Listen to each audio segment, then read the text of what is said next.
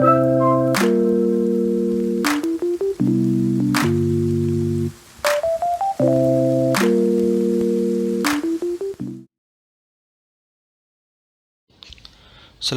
warahmatullahi wabarakatuh. Berjumpa kembali dengan pembelajaran informatika pada minggu ke-6. Langsung saja mari kita bahas kuis pertemuan pada minggu ke-4.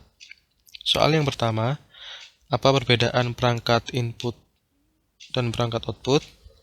Perangkat input adalah perangkat yang digunakan untuk memasukkan data ke dalam komputer.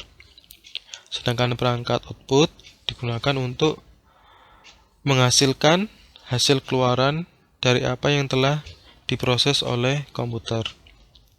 Kemudian pertanyaan yang kedua, apa alat yang digunakan untuk memasukkan data, memasukkan angka, huruf, serta berbagai perintah lainnya? Jawaban yang tepat adalah keyboard. Menjawab mouse juga benar. Kemudian pertanyaan yang ketiga, apa alat yang digunakan untuk mencetak tulisan atau gambar ke media kertas? Jawaban yang tepat adalah printer. Selanjutnya mari kita masuk ke materi hari ini, yaitu perangkat pemroses dan penyimpan pada komputer. Perangkat pemroses adalah komponen pada komputer yang berfungsi dan berperan penting pada proses olah data yang diberikan oleh perangkat input untuk selanjutnya menjadi data yang diinginkan dan ditampilkan pada perangkat output. Motherboard atau papan induk adalah papan sirkuit tempat berbagai komponen elektronik saling terhubung.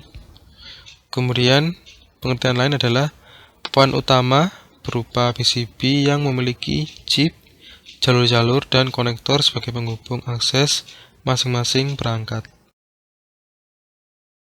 Ini adalah komponen-komponen di dalam motherboard.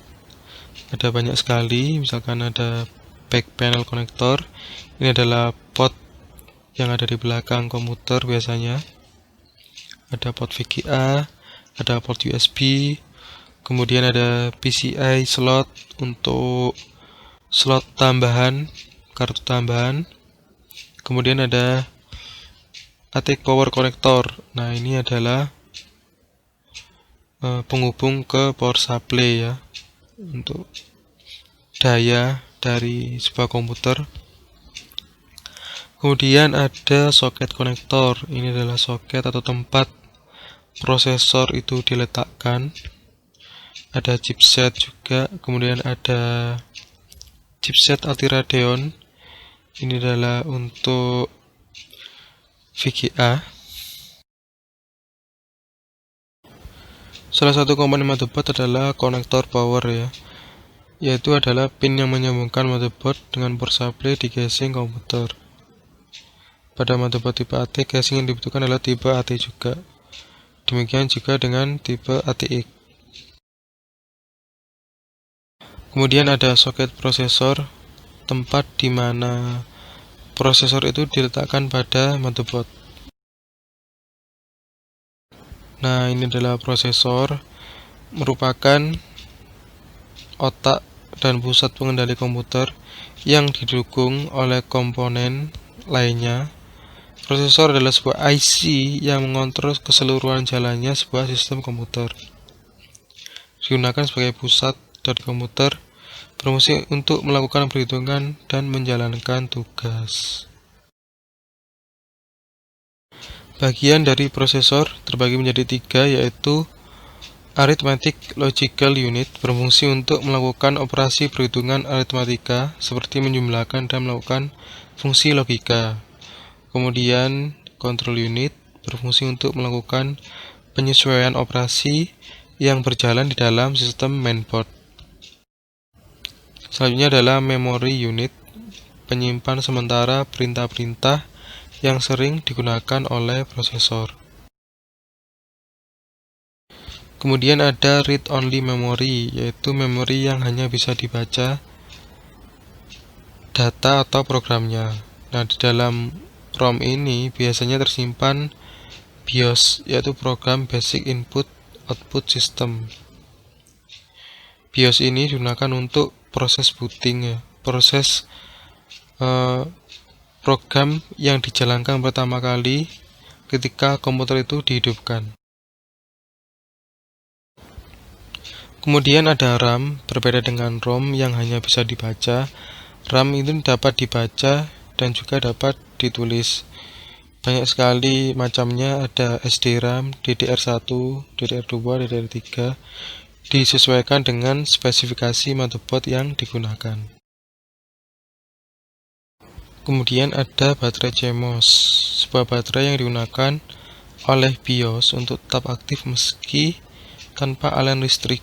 Salah satu kegunaannya untuk mengaktifkan dan menjalankan fungsi jam, ya, jam yang ada pada komputer, serta menyimpan setting BIOS, dan umumnya memakai baterai kancing, baterai yang berbentuk bulat yang pipih, diameter dan ketebalannya bervariasi.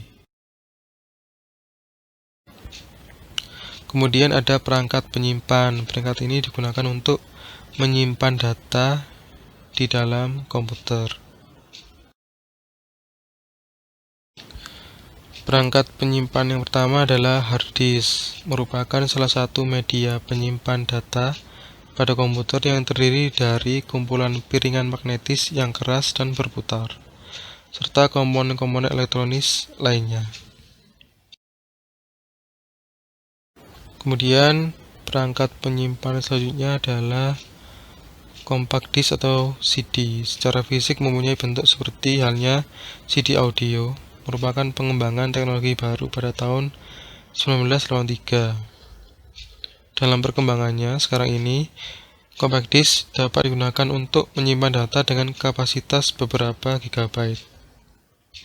Namun, untuk melakukan penyimpanan pada media compact disk ini, diperlukan alat khusus yang bernama CD drive atau DVD drive.